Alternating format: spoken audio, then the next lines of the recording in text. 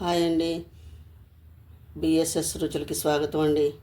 ఈరోజు నేను చామదుంపలు అల్లం పచ్చిమిరపకాయ పెట్టి ఎలా వండుకోవాలో చూపిస్తానండి. ఇదిగోండి, నేను చామదుంపలు ఉడకబెట్టి ఒక పావు కేజీ ఉడకబెట్టి ఇలాగ ముక్కలు కట్ చేసి పెట్టుకున్నానండి. ఇలా పెట్టుకున్నానండి, ఉడకబెట్టేశానండి. ఇప్పుడు దానికి కావాల్సిన పదార్థాలు చూపిస్తానండి. అల్లం పచ్చిమిరపకాయ పేస్టు, కొంచెం ఉల్లిపాయ ముక్కలు, కొత్తిమీర, కరివేపాకు, పచ్చిశనగపప్పు, మినప్పప్పు, పసుపు, జీలకర్ర, ఆవాలు, ఇవేనండి కావాల్సింది. ఇప్పుడు నేను స్టవ్ వెలిగించి కూర ఎలా వండాలో చూపిస్తానండి.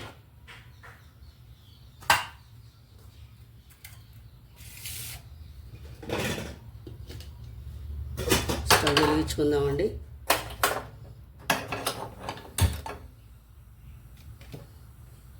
కొంచెం స్టవ్ మూకుడు వేడెక్కాక కాస్త ఆయిల్ పోద్దామండి.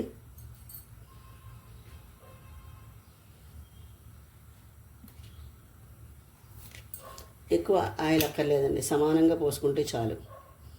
మరీ ఎక్కువ అక్కర్లేదు, మరీ తక్కువ కాదండి, సరిపోతుందండి. ఆయిల్ సరిపోతుంది. సరిపోతే మళ్ళీ కాస్త పోసుకుందామండి. ఆయిల్ కొంచెం వేడెక్కాలండి.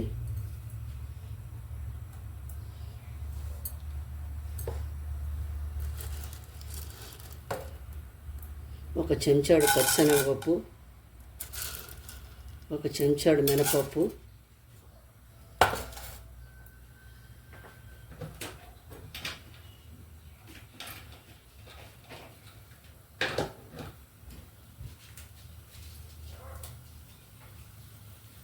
రెండు ఎండుమిరపకాయలు,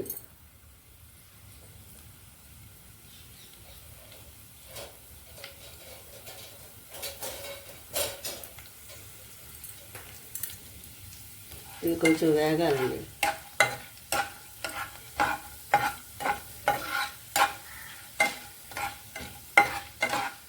ఈ కూర చాలా బాగుంటుందండి, చాలా బాగుంటుంది.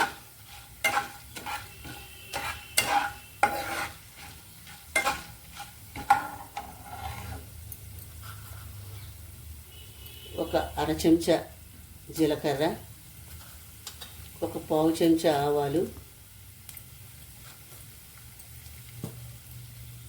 మెంతులు అక్కర్లేదండి. దీంట్లో అల్లం పచ్చిమిరపకాయలో మనం పచ్చిమిరపకాయలు వేసుకుని పెట్టుకున్నాం కదండి, అందుకని తిరగమూతలో పచ్చిమిరపకాయలు వేయక్కర్లేదండి.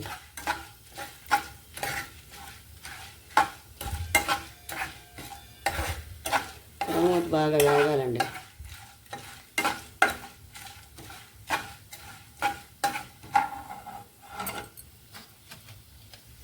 కొంచెం కరివేపాకు,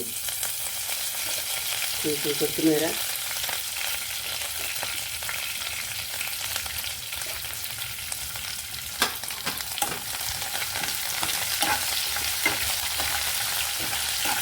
ఇప్పుడు ఉల్లిపాయ ముక్కలు వేసేద్దామండి.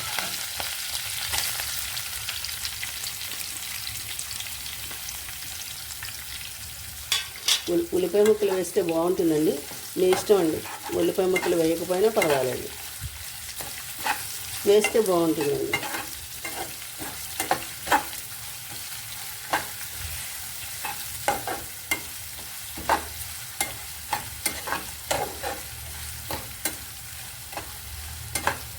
ఇవి కొంచెం వేగాలండి.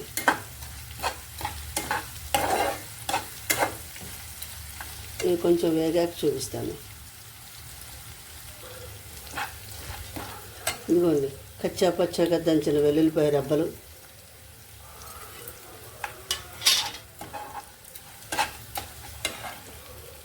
కొంచెం పసుపు,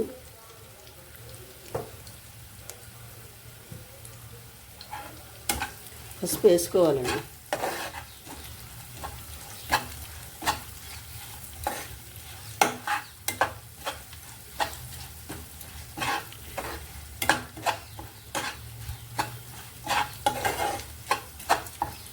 బాగా చక్కగా డీప్ ఫ్రై చేసుకుని దుంపలు కొంచెం నూనె పోస్తామండి. ఎక్కువ అక్కర్లేదు, కొద్దిగా చాలు.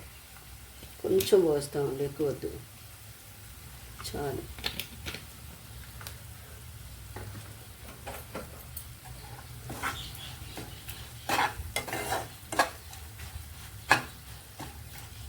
బాగా వేగాలండి ఉల్లిపాయలు. మూత పెట్టకూడదండి, మూత పెట్టకుండా వేగించాలి.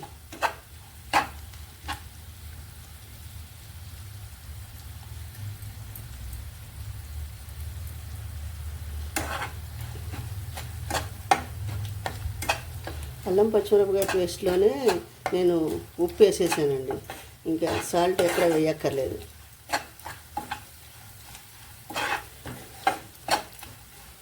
ఇప్పుడు అల్లం వెల్లుల్లి పేస్ట్ వేద్దామండి. అల్లం పచ్చిమిరపకాయ పేస్ట్ అండి. ఈ మాత్రం పేస్ట్ పడుతుందండి, వేయాలి.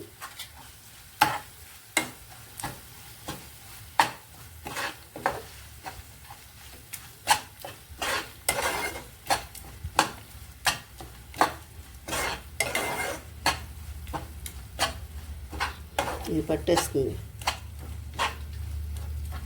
ఒక 5 పచ్చిమిరపకాయలు, ఇదిగోండి ఇంతేనండి, ఇంత ముక్క అల్లం ముక్క, ఇంత ముక్క వేయాలండి. 1/2 కేజీ కదా, ఇంత అల్లం ముక్క, అంత ఉప్పు వేసానండి. వేసి మిక్సీ వేసాను. 5 పచ్చిమిరపకాయలండి, కారం లేని పచ్చిమిరపకాయలు. కారం ఉంటే 2 చాలండి. ఒక్క నిమిషం మూత పెడదామండి. అట్ల కాడ మించి పెట్టాలండి మూత. కొంచెం మగ్గాక చూపిస్తానండి, ఒకసారి చూద్దామండి. చూసారా ఎలా మగ్గిందో?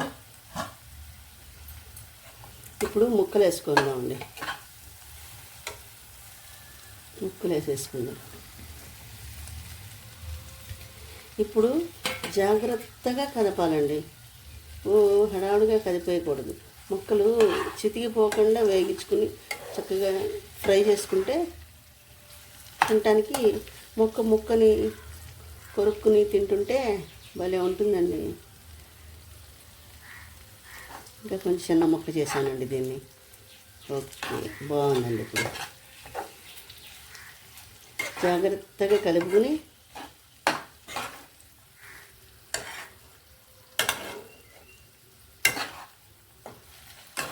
ఎక్కువ కదపకుండా జాగ్రత్తగా ఎక్కువ డీప్ ఫ్రై చేసుకోవాలి. అప్పుడు పిల్లలు ఇష్టంగా తింటారండి. మామూలుగా అయితే ఉడకబెట్టింది కాబట్టి ఎక్కువ వేపకుండా తీసేయచ్చు, కానీ పిల్లలు ఇష్టంగా తినాలంటే అలాగా సిమ్లో పెట్టి డీప్ ఫ్రై చేసుకోవాలి. అందరికీ బాగుంటుందండి తినటానికి. ఇంకా కొంచెం ఇంట్రెస్టింగ్గా తింటారు ఎవరైనా. అందుకని కొంచెం అల్లం చక్కగా నూనెలో మగ్గింది కదండి, మాడిపోదు, అసలు మాడిపోదండి. దీని చెక్క అట్ల కాడ అలాంటివి పనికిరావండి. ఇలాగ పల్చగా ఉన్న అట్ల కాడే ఉండాలి. అప్పుడేమవుతుందంటే ముక్క విరిగిపోకుండా జాగ్రత్తగా కదులుతుంది. ఒక్క నిమిషం మూత పెడతానండి. ఒక్క నిమిషం, 5 నిమిషాలు మూత పెట్టి చూపిస్తానండి. అట్ల కాడ నుంచే పెట్టాలి, ఆవిరి సింట్లో అసలు పడకూడదు. ఒకసారి చూద్దామండి.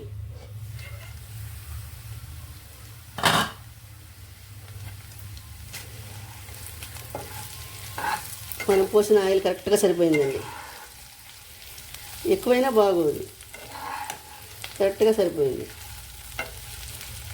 ఇంకా కొంచెం డీప్ ఫ్రై అయితే బాగుంటుందండి.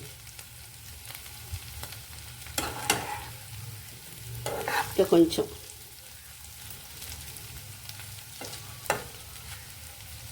ఇంకొక 5 నిమిషాలు వేగితే సరిపోతుందండి. ఇంకొక 5 నిమిషాలు మూత పెట్టుకుందామండి. మూత పెట్టాను 5 నిమిషాలు.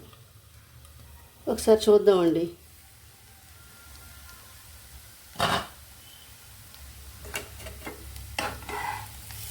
చూసారా ఎంత బాగుందో?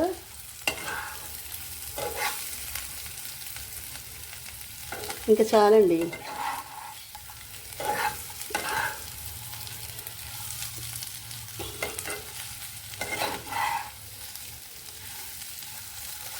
నేను దేవి భాగవతం కూడా మొదలుపెట్టానండి డివోషన్ ఛానల్లో. అది ఫస్ట్ స్కందం చదువుతున్నానండి. మీరు కూడా వినండి, శ్రవణం చేయండి. మనిషి జీవితంలో దేవి భాగవతం ఒక్కసారన్నా చదవాలి, లేకపోతే శ్రవణం అన్నా చేయాలండి.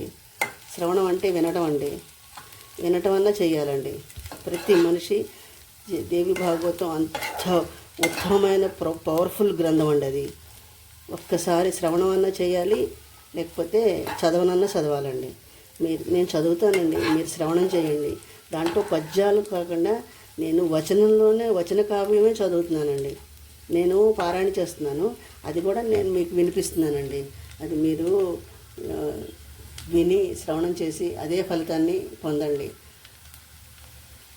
నా డివోషన్ ఛానల్ కూడా మీరు సపోర్ట్ చేసి సబ్స్క్రైబ్ చేయండి. ఇప్పుడు ఇది అయిపోయిందండి. దీన్ని సర్వింగ్ బౌల్లోకి తీసుకుందామండి. సర్వింగ్ బౌల్లోకి తీసి చూపిస్తాను మీకు. ఇది చాలా బాగుంటుందండి, మీరు కూడా ఒకసారి ట్రై చేయండి. నేను సర్వింగ్ బౌల్లో తీసి చూపిస్తానండి. ఇదిగోండి, దీంట్లో కరివేపాకు కొత్తిమీర అన్నీ కలిసిపోయినాయండి. అసలు దీంట్లో ఏరడానికి ఏం లేవండి, అన్నీ తినేయచ్చు. ఆ మిరపకాయలు కూడా కొరుక్కుని తినేయచ్చండి, చాలా బాగుంటాయి. ఒకసారి మీరు కూడా ట్రై చేయండి. నా ఛానల్ని సపోర్ట్ చేయండి, సబ్స్క్రైబ్ చేయండి, లైక్ చేయండి, షేర్ చేయండి. మళ్ళీ ఇంకో వంటకంతా కలుస్తానండి. బాయ్.